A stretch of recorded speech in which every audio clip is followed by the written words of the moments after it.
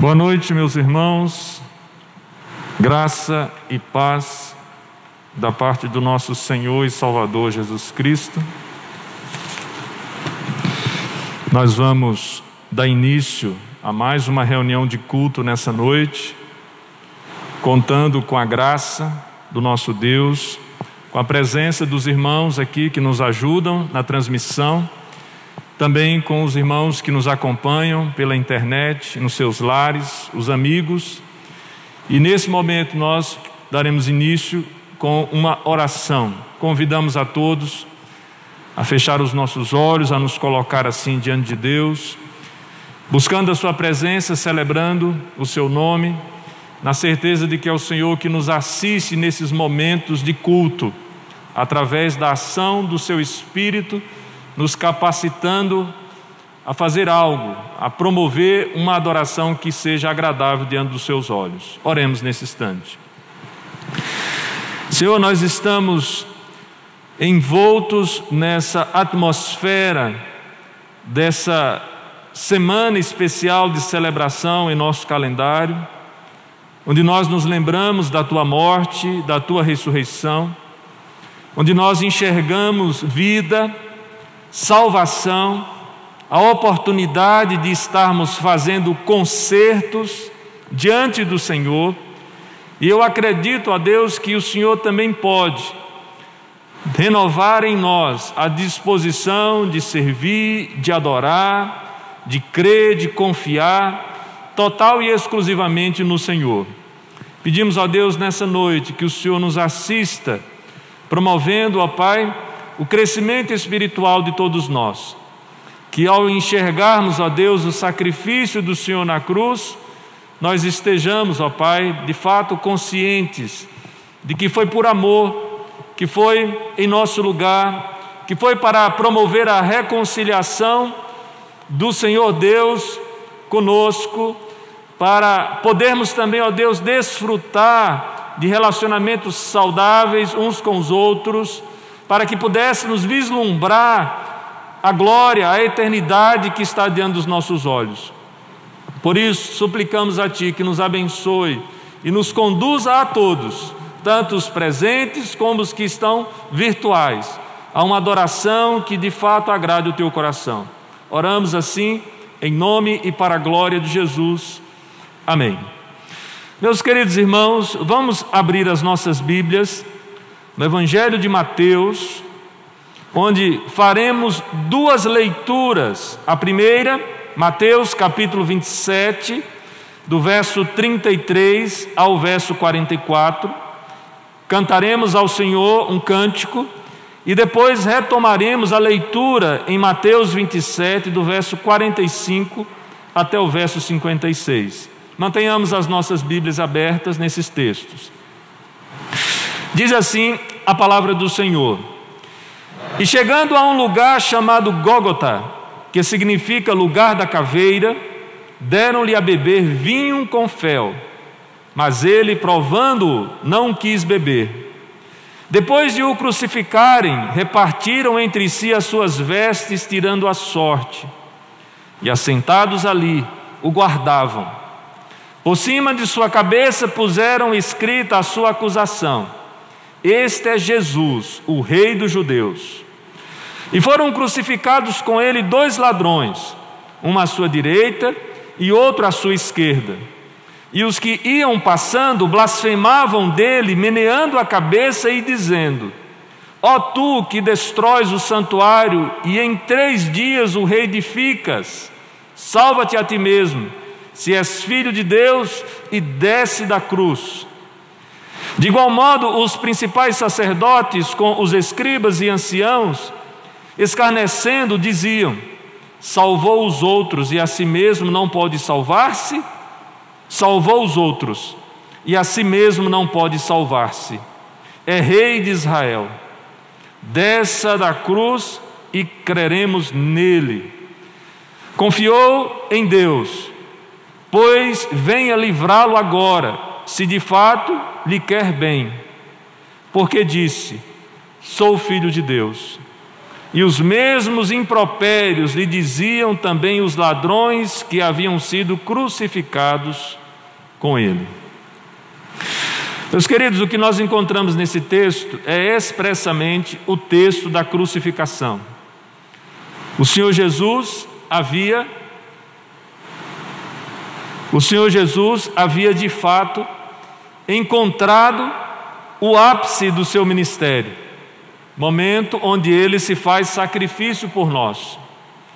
O cenário não é muito bonito, não é muito gratificante para quem olha externamente, porque diante do sofrimento de Cristo, no lugar de nós encontrarmos um homem quebrantado, arrependido, nós encontramos o homem escarnecendo da morte de Cristo.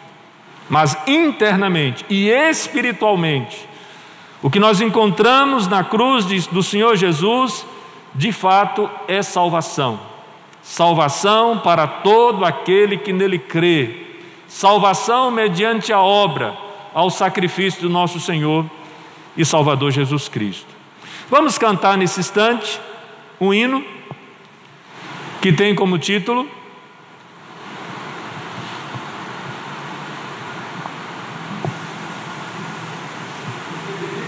Porque Ele Vive. Muito bem, vamos cantar juntos o hino de número? Ok.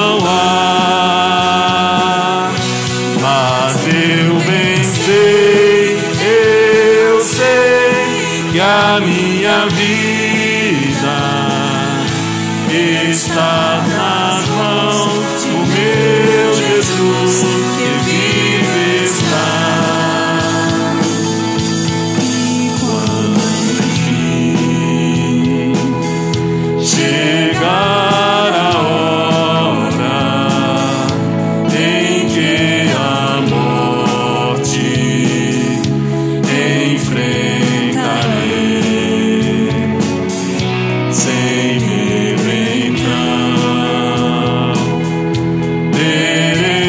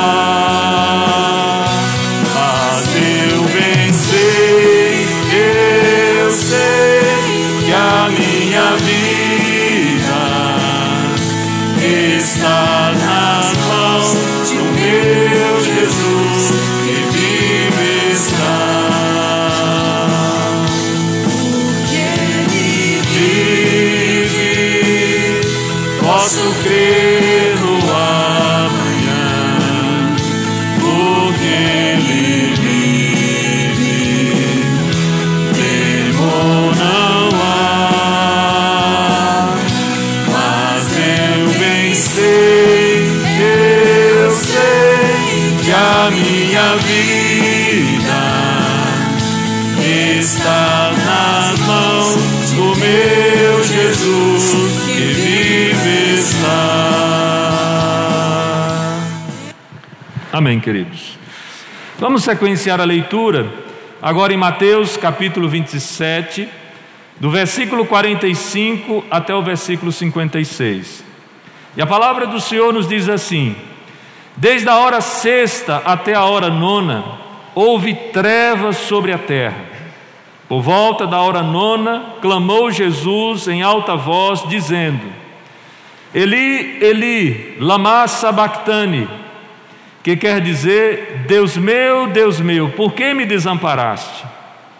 E alguns dos que ali estavam, ouvindo isto, diziam: ele chama por Elias. E logo um deles correu a buscar uma esponja, e tendo-a embebecido de vinagre e o colocado na ponta de um caniço, deu-lhe a beber. Os outros, porém, diziam: deixa, vejamos se Elias vem salvá-lo. E Jesus, clamando outra vez com grande voz, entregou o Espírito. Eis que o véu do santuário se rasgou em duas partes de alto a baixo, tremeu a terra, fenderam-se as rochas, abriram-se os sepulcros, e muitos corpos de santos que dormiam ressuscitaram. E saindo dos sepulcros depois da ressurreição de Jesus, entraram na cidade. E saindo dos sepulcros depois da ressurreição de Jesus, entraram na cidade santa e apareceram a muitos. O centurião e os que com ele guardavam a Jesus, vendo o terremoto e tudo o que se passava, ficaram possuídos de grande temor e disseram: verdadeiramente este era o Filho de Deus. E estavam ali muitas mulheres observando de longe. Eram as que vinham seguindo a Jesus desde a Galiléia para o servirem. Entre elas estavam Maria Madalena, Maria, mãe de Tiago e de José, e a mulher de Zebedeu. Nesse outro trecho que nós acabamos de ler, a palavra do Senhor nos mostra o momento exato em que Jesus morre, em que o sacrifício de Cristo está sendo consumado. Mas a expressão que nós temos aqui é uma expressão de abandono, uma expressão de tristeza diante do peso que ficava sobre os seus ombros. No entanto, nós não podemos confundir esta realidade da expressão de Jesus com o abandono da parte de Deus. Deus continua agindo, ativo, promovendo aquilo que de fato lhe é peculiar: a salvação dos homens por amor de nós. Nós vamos cantar um próximo cântico que tem como título: Cantarei teu amor para sempre, em relação ao que nós acabamos de ler, celebrando assim o amor de Deus por nós. Podemos cantar nesse instante.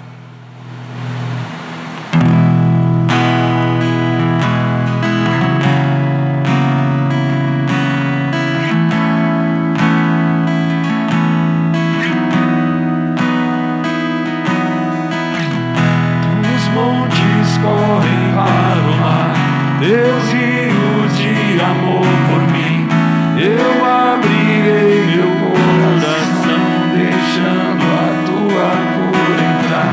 Me alegro por te pertencer, levantarei as minhas mãos. O teu amor me alcança e me faz louvar-te. Cantarei teu amor pra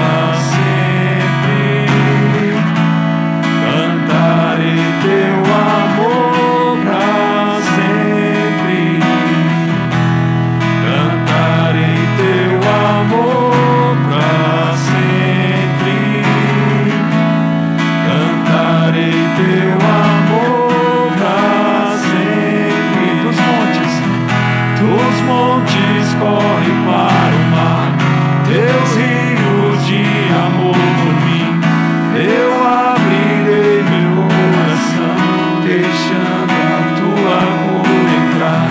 Me alegro por te pertencer, levantarei as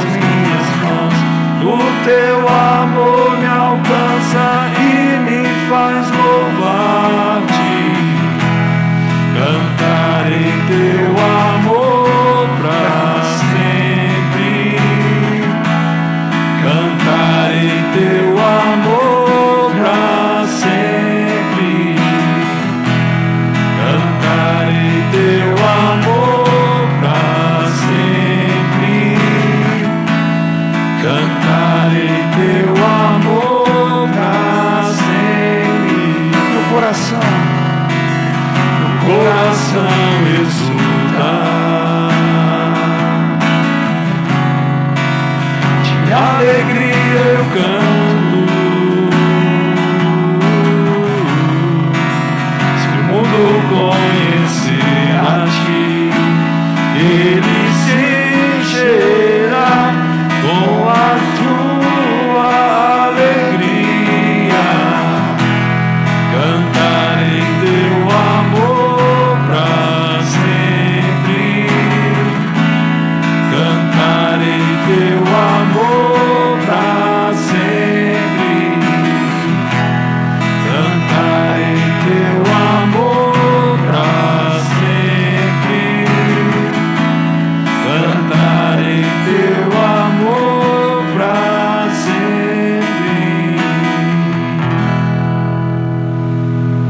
Muito bem, meus irmãos. Na sequência, nós adoraremos ao Senhor com o cântico Foi por Amor.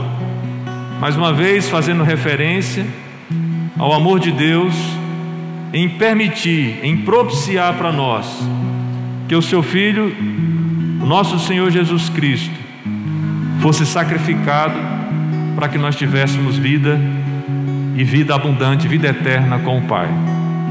Nós gostaríamos de lembrar também os irmãos que o processo de devolução dos dízimos e das ofertas que fazemos via internet, via banco, via a entrega ao tesoureiro, ao diácono, acaba sendo uma maneira pela qual o Senhor usa para o sustento da sua casa.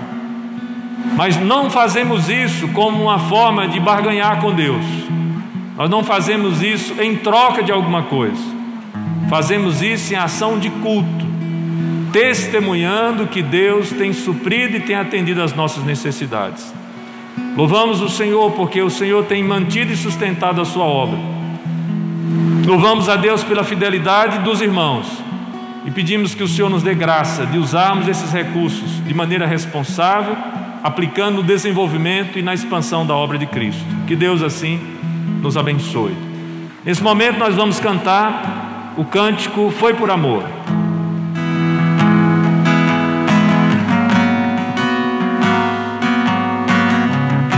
Foi por amor que Jesus se entregou numa cruz, por nos amar. Do pecado ele nos libertou. Não há no mundo nada que vença esse amor.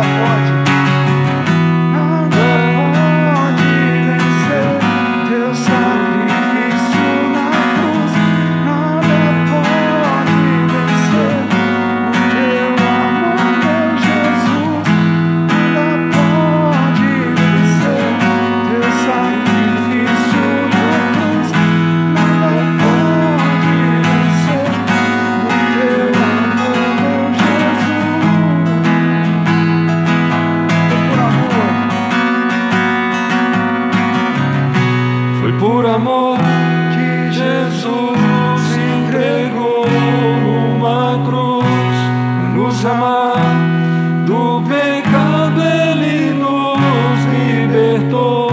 Não há no mundo nada que vença esse amor.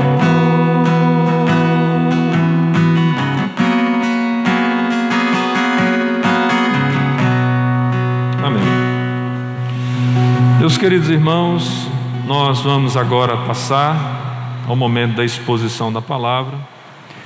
Agradecemos assim a participação aqui do nosso músico de plantão, também dos irmãos que nos ajudaram aqui, nos assessoraram nesse momento dos cânticos, e convidamos a você que está aqui presente, também você que está em casa, a abrir a sua Bíblia no texto de Mateus, capítulo 21. Nós faremos a exposição do verso 1 ao verso 11 aqui nessa noite, e também introduziremos um bloco de textos do Evangelho que nós vamos expor durante este mês. Mateus, capítulo 21, do verso 1 ao verso 11, a palavra do Senhor vai nos dizer assim: Quando se aproximaram de Jerusalém e chegaram a Betfagé, ao Monte das Oliveiras, enviou Jesus 2 discípulos, dizendo-lhes: Ide à aldeia que aí está diante de vós, e logo achareis presa uma jumenta, e com ela um jumentinho. Desprendei-a e trazei-mos. E se alguém vos disser alguma coisa, respondei-lhes que o Senhor precisa deles, e logo os enviará. Ora, isto aconteceu para se cumprir o que foi dito por intermédio do profeta: Dizei à filha de Sião: Eis aí te vem o teu rei, humilde, montado em um jumento, num jumentinho, cria de animal de carga. Indo os discípulos, e tendo feito como Jesus lhe ordenara, trouxeram a jumenta e o jumentinho. Então puseram em cima deles as suas vestes, e sobre ela Jesus montou.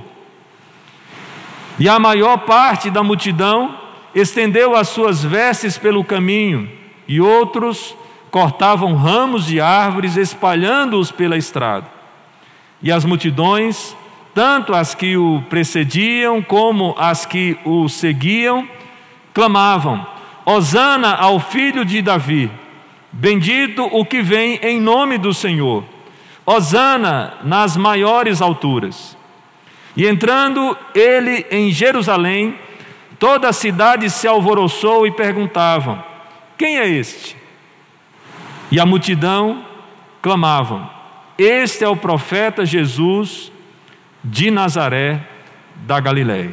Que Deus assim nos abençoe na exposição da sua palavra. Meus irmãos, quando estamos aqui comemorando a morte e a ressurreição de Cristo, essa semana dentro do calendário cristão, onde nós tratamos da paixão de Cristo, nós vamos descobrir aqui expressamente nesse trecho que essa semana tem o seu início nesse momento, expressamente quando Jesus entra triunfalmente em Jerusalém. E é interessante considerar que Mateus, ou Levi, como é também conhecido, ao escrever esse evangelho entre o ano 60 e 70 depois de Cristo, ele vai escrever com o propósito de inspirar os cristãos ao serviço grato e fiel de promover o reino de Deus, ao apresentar Jesus como tão esperado rei e apresentar o reino que ele trouxe como o cumprimento do plano da redenção de Deus. Mateus está intencionalmente disposto a fazer com que os seus leitores passem a entender determinadas verdades que são fundamentais na compreensão da vida e da obra do nosso Senhor e Salvador Jesus Cristo. E quais são essas verdades? A título de apontamento, nós podemos dizer: Jesus cumpriu as Escrituras do Antigo Testamento. É por isso que em diferentes momentos da escrita de Mateus, na sua narrativa, nós encontramos está escrito e alguma referência do Antigo Testamento sendo colocado e deixando claro que aquela profecia específica acabara de ser cumprida através da obra de Cristo ou de algum evento da vida de Cristo. Que outra verdade nós podemos mencionar aqui? Jesus é o Rei prometido, o Messias. Terceira verdade: enquanto esteve aqui na terra, Jesus inaugurou o reino de Deus. Mas mais do que isso, Mateus denota que os seguidores de Jesus devem espalhar o reino a todas as nações. Que os seguidores de Jesus sofrerão, mas Jesus estará sempre com eles. Que quando Jesus retornar, Jesus completará o reino de Deus. Descobrimos em Mateus que o reino de Deus não é um reino físico, não é um reino que está se preocupando com exércitos ou com políticas de Estado. Descobrimos que o reino de Deus é um reino espiritual, que é plantado e implantado no coração dos eleitos e que expande, dominando de fato o ser humano como um todo. Mas para que nós entendamos adequadamente o Evangelho de Mateus, e a título dessa introdução que nós pretendemos fazer nesse domingo, vejamos alguns aspectos que estão relacionados aqui, esboçando assim o Evangelho. O Evangelho de Mateus nos apresenta Jesus, especialmente os ensinos de Jesus sobre Ele mesmo e o reino dos céus, como já acabamos de dizer. E em destaque, nós podemos dizer que Mateus estrutura o ensino de Jesus em 5 principais sermões.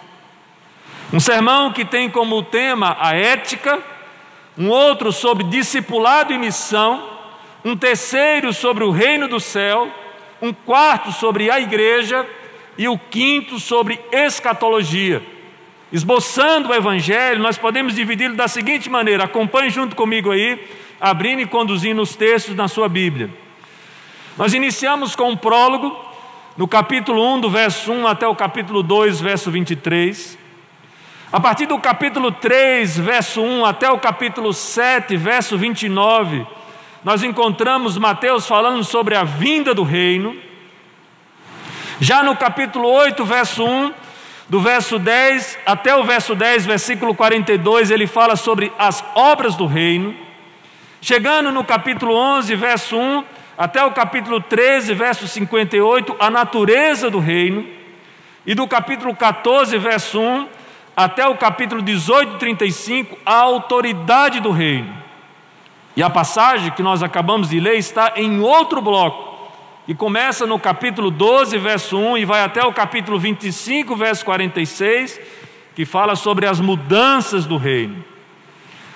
Finaliza então o escrito no capítulo 26, verso 1, até o capítulo 28, verso 20, onde ele vai falar sobre a paixão e a ressurreição do nosso Senhor e Salvador Jesus Cristo. Portanto, como já dissemos, meus irmãos, nós estamos aqui nas mudanças do reino, que começou lá no capítulo 19, versículo 1, e vai até o capítulo 25, verso 46. O tema da morte e da ressurreição de Jesus começa a crescer em tensão na narrativa.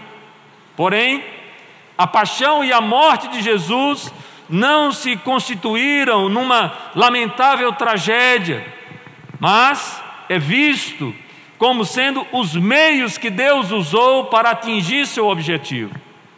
Vejamos a tensão crescente nas palavras de Jesus para com os discípulos no capítulo anterior, capítulo 20 de Mateus, do verso 17 ao verso 19, olha só como é que Jesus trata dos temas com os seus discípulos.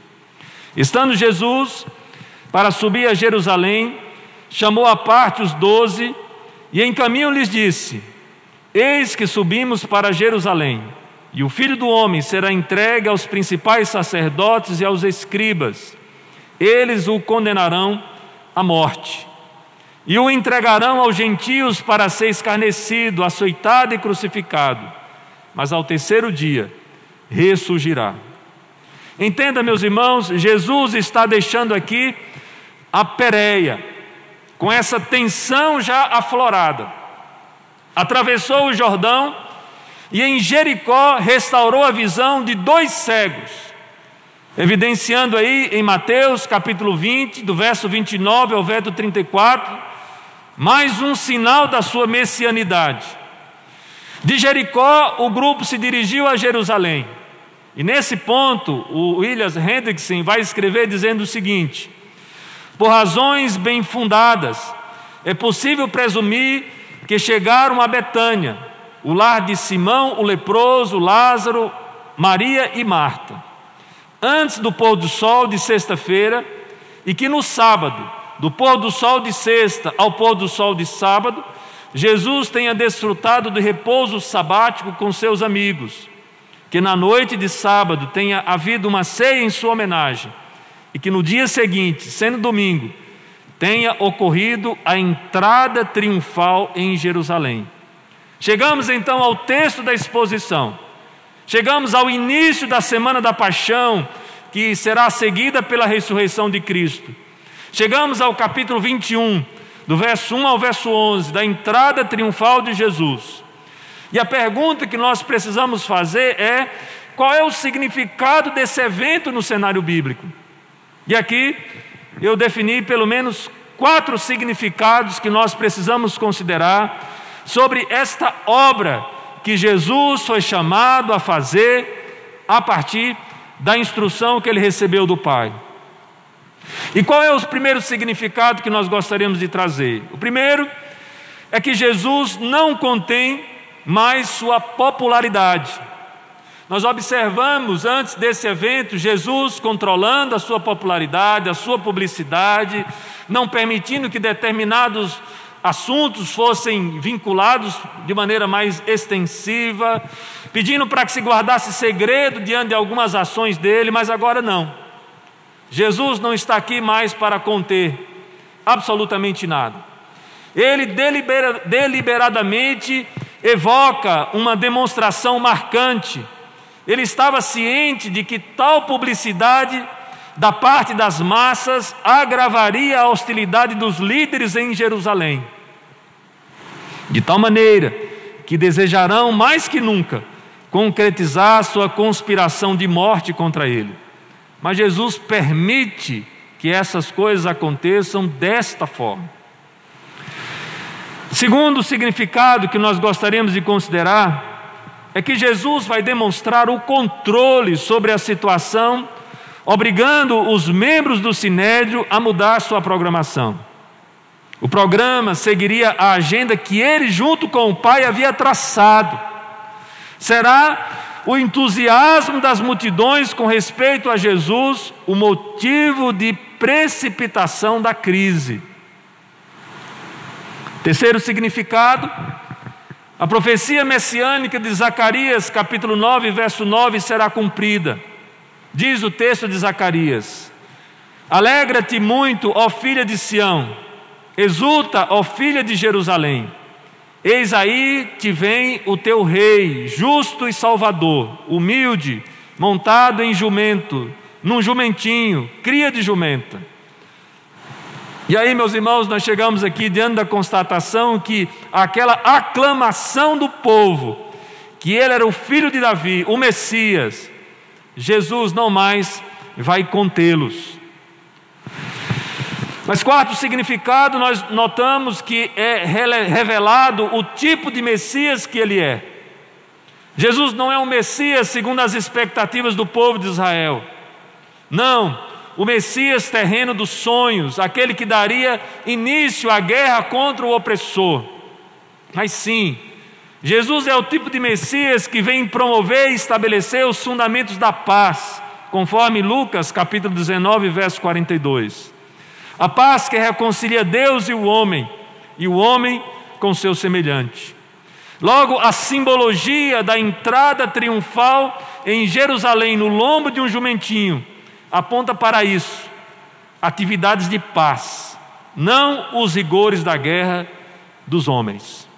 Meus irmãos, e o que cenário nós encontramos aqui nesse texto? Note bem, acompanhe junto comigo aí no capítulo 21, a partir do verso 1. O texto vai dizer que Jesus se aproxima de Jerusalém e chega a um lugar específico chamado Betfagé, um lugar que estava próximo a Jerusalém, ao Monte das Oliveiras, próximo ao Monte das Oliveiras.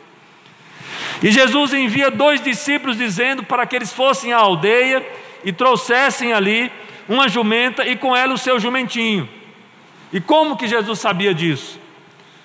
Nós podemos crer que Jesus sabia por ele ser o controlador de todas as coisas, por ser Deus e ter o controle da sua criação, mas podemos crer também por Jesus ter recebido essa informação a partir de pessoas que haviam crido na sua mensagem e que foram previamente avisados de que chegaria um momento que Jesus precisaria fazer essa entrada triunfal e que aqueles animais seriam úteis para esta entrada.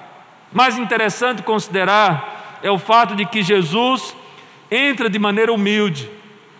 Jesus não entra aqui com um corcel, Jesus não entra com um cavalo branco, Jesus não entra arrebanhando os seus exércitos, mas Jesus entra pacificamente no lombo de um animal de carga em Jerusalém. É interessante que nós consideremos o cenário paradoxal de tudo isso, meus irmãos. O povo acertava em proclamá-lo como o Messias, o descendente de Davi. Porém, o povo errava porque sua expectativa estava no Messias político, terreno. Os principais sacerdotes e escribas não conseguem ver nele messianidade. Veja que eles chegam inclusive a reprimir a Jesus por conta daquilo que o povo dizia. Veja lá no capítulo 21, verso 15 e 16. Mas vendo os principais sacerdotes, os escribas, as maravilhas que Jesus fazia, e os meninos clamando, Hosana ao filho de Davi, indignaram-se e perguntaram-lhe: ouves o que esses estão dizendo? Respondeu Jesus: sim. Nunca lestes? Da boca de pequeninos e crianças de peito tiraste perfeito louvor. E deixando-o, saiu da cidade para Betânia, onde pernoitou. Portanto, os escribas e fariseus estão contrários à afirmação que o povo fazia de que ele era o Messias. Nesse ponto, meus irmãos, a multidão se aproximava mais da verdade do que os líderes, do que os escribas, os sacerdotes e os fariseus. Entretanto, o povo e os líderes cometem um grave delito, o delito de não aceitá-lo como de fato ele era, o príncipe da paz. Outra realidade paradoxal que nós encontramos no texto, vai escrever Hendrickson sobre ele, ou sobre esta realidade. Não surpreende, pois, que Lucas retrate o rei que pranteia no meio de uma multidão que grita. Está lá em Lucas, capítulo 19, verso 39 ao 44. Nem é de estranhar que pouco depois, quando as multidões começaram a compreender que Jesus não é o tipo de Messias que esperavam, passavam, dirigidos por seus líderes, a gritar: crucifica-o. O que Hendrickson está mostrando aqui é a grande contraditória, paradoxal que nós encontramos nesse trecho. A multidão ovaciona Jesus, dizendo: salva-nos agora, ó filho de Davi, declarando ele como Messias, o rei, o grande rei escolhido da parte de Deus para salvar o seu povo. Mas a multidão, logo em seguida, é quem grita: crucifica-o. Os líderes religiosos, aqueles que eram versados na lei, conhecedores das Escrituras, não conseguem enxergar em Jesus o Messias e reprovam a atitude da multidão que se aproximava da compreensão da sua messianidade. Esse de fato é um grande paradoxo que nós encontramos no texto. Mas seguindo a narração, nós vamos observar o texto dizendo: e se alguém vos disser alguma coisa, respondei-lhe que o Senhor precisa deles e logo os enviará. A ação soberana e o controle de Cristo sobre toda aquela situação. Verso 4 e verso 5 Fica claro a partir da ação de Mateus que se cumpre a profecia de Zacarias capítulo 9, versículo 9. E diz o verso 6: indo os discípulos, e tendo feito o que Jesus lhe ordenara, trouxeram a jumento e o jumentinho, puseram as suas capas sobre eles, e Jesus montou. E Jesus entra triunfalmente em Jerusalém. Mas como já vimos, enquanto a multidão ovacionava, Jesus se quebrantava e chorava por conta da cegueira de todos eles. Interessante nós considerarmos ainda, meus irmãos, que o texto fala de multidão. A multidão que se estendeu, a multidão que estendeu as suas vestes, a multidão que estendia ramos durante o trajeto de Jesus, e as multidões que o precediam. E a impressão que se dá é que ao encontro dessas duas multidões, e quando essas multidões se encontram, eles clamam, eles dizem: Hosana ao filho de Davi, salva agora, filho de Davi, bendito o que vem em nome do Senhor, Hosana nas maiores alturas, salva agora. A multidão ovacionava e clamava por um Messias que pudesse promover a sua libertação naquele contexto, com uma libertação bélica, uma libertação política. E Jesus estava vindo a Jerusalém para promover uma libertação muito maior, muito mais definitiva, muito mais transformadora, que era a libertação do seu povo do cativeiro do pecado. E entrando ele em Jerusalém, diz o verso 10, toda a cidade se alvoroçou e perguntaram: quem é este? E as multidões clamavam: este é o profeta Jesus de Nazaré da Galileia. Título que já era comum e que já foi usado com Jesus de diversas maneiras. Meus irmãos, diante daquilo que nós expomos até agora, cabe-nos também algumas aplicações sobre esse texto. E a primeira aplicação que eu gostaria de fazer tem tudo a ver com essa semana que nós comemoramos a morte e a ressurreição de Jesus. A aplicação é que a semana da paixão de Cristo traz à nossa memória o plano de redenção de Deus para o seu povo eleito. Tudo o que estava acontecendo, todos os eventos que ali estavam sendo marcados, todo o cumprimento das Escrituras do Antigo Testamento, apontavam para o plano de redenção de Deus para o seu povo. Esta foi a semana que Deus dá cabo, que Deus faz cumprir o seu propósito redentivo, de maneira histórica e definitiva, na vida do seu povo escolhido.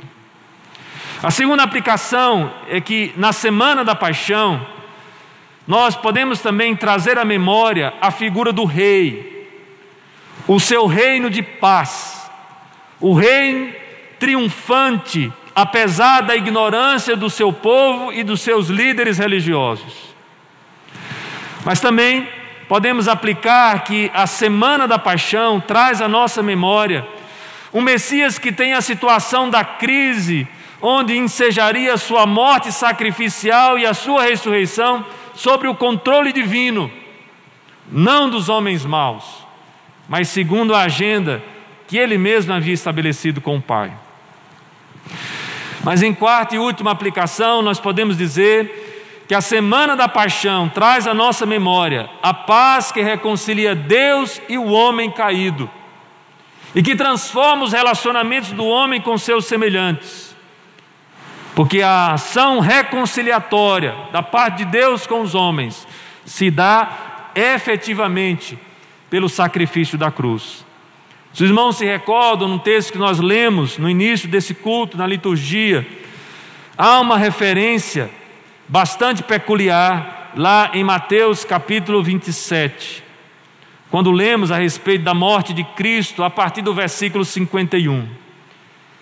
O que o texto nos diz é: quando Jesus entregou o Espírito, verso 51, eis que o véu do santuário se rasgou em duas partes de alto a baixo, tremeu a terra, fenderam-se as rochas, abriram-se os sepulcros, e muitos corpos de santos que dormiam ressuscitaram. e saindo dos sepulcros depois da ressurreição de Jesus, entraram na cidade santa e apareceram a muitos. O destaque que eu gostaria de fazer é expressamente sobre o véu do santuário.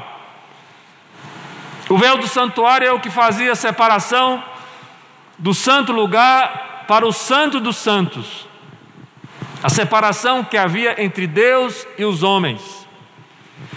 Simbolicamente, com esse véu que se rasga, a diferença ou o distanciamento que havia entre Deus e os homens é rompido. E nós vamos descobrir que esse ato simbólico no véu do santuário aponta também para a obra de Cristo que reconcilia o homem consigo mesmo. Não há mais impedimentos, não há mais nada que obstacula essa relação do homem com Deus, mediante agora a obra do nosso Senhor e Salvador Jesus Cristo, mediante o sacrifício de cruz. Nós podemos ter livre acesso ao Pai, podemos chegar diante do seu trono de graça, em tempo de encontrarmos socorro para as nossas almas. Meus irmãos, nós estamos vivendo dias difíceis, nós estamos vivendo dias onde as pessoas temem a morte, inclusive mais do que temem ao pecado, mais do que o dano que o pecado pode causar às suas vidas. As pessoas temem a morte, as pessoas temem o castigo, o juízo da parte de Deus. No entanto, nesse texto, naquilo que nós anunciamos e cremos relacionado aí à paixão de Cristo, nós podemos dizer que Deus estabelece os seus termos de paz para conosco. É através do sacrifício do nosso Senhor Jesus Cristo que nós temos paz com Deus, que nós nos reconciliamos com Deus, que nós podemos, diante de uma situação de morte, crer na vida. Diante das nossas incertezas, temos a certeza de que Deus agiu eficazmente e favorável em nosso favor, de que nós temos paz com Deus, porque Jesus de fato é o Rei, é o Príncipe da paz. Concluindo, eu gostaria de trazer à memória um hino do cantor cristão que tem como título Segurança e Paz. O hino de número 154. Ele diz assim: pelo vale escuro seguirei Jesus, mas por ti seguro, vendo a tua luz. O meu passo incerto tu dirigirás, ao sentir-te perto nunca perco a paz. Os espinhos tantos que nos vêm sangrar são remédios santos para nos curar. Onde existe a graça que nos vem dos céus, tudo o que se passa mostra o amor de Deus. Não há dor que seja sem divino fim. Faze, ó Deus, que a igreja compreenda assim. E apesar das trevas, possa ver, Senhor, que Tu mesmo a levas com imenso amor. Breve a noite desce, noite de Emaús, e meu ser carece de Te ver, Jesus. Companheiro amigo, que ao meu lado vens, sim, estás comigo, sempre me sustens. Amém. Que Deus assim nos abençoe, meus queridos. Vamos orar, encerrando nesse momento a nossa reunião de culto. Nós queremos agradecer a presença de todos que estiveram conosco até esse momento. Queremos convocar os irmãos à oração. Nós estamos agora diante de um decreto que pode novamente abrir o funcionamento das igrejas, um decreto que foi promulgado pelas instâncias de poder do nosso país, e nós pedimos à igreja que ore para que nós saibamos utilizar da liberdade que nos seja dada de maneira responsável e cautelosa. Oremos nesse instante, encerrando esse momento, impetrando a bênção sobre a vida da igreja. Senhor Deus, nós queremos agradecer a Ti pela oportunidade que o Senhor nos dá nessa noite de estarmos reunidos. Queremos também, ó Deus, clamar ao Senhor que possa propiciar para nós um momento de reflexão, um momento de crença, de confiança, diante da mensagem que nós encontramos nas Escrituras relacionada à Tua morte e à Tua ressurreição. Que no lugar de nós entregarmos ao medo, à incerteza, nós estejamos seguros, confiantes de que no Senhor, mesmo que morramos, nós estaremos seguros, nós estaremos confiantes na obra do Senhor realizada na cruz. Que o Senhor traga para o nosso coração essa viva esperança e que o Senhor venha demolir, Senhor, toda incredulidade, toda indiferença, toda frieza espiritual que porventura possa estar sendo acumulada em nossos corações. Nós oramos assim, em nome e para a glória de Jesus. E diante, ó Deus, das decisões que serão tomadas pelas autoridades, com relação ao funcionamento das atividades da igreja, ó Deus, que o Senhor nos ajude a sermos prudentes e coerentes com as posturas assumidas como liderança desta igreja. Oramos assim, em nome e para a glória de Jesus. Receber a bênção, irmãos. Que a graça do nosso Senhor e Salvador Jesus Cristo, que o amor do Deus Pai Todo-Poderoso, Criador e sustentador de todas as coisas, que a ação graciosa e poderosa do Espírito Santo de Deus, que nos consola e conforta a todos, esteja sobre nós, bem como sobre todo o povo de Deus sobre a face da terra, agora e para todos sempre. Amém.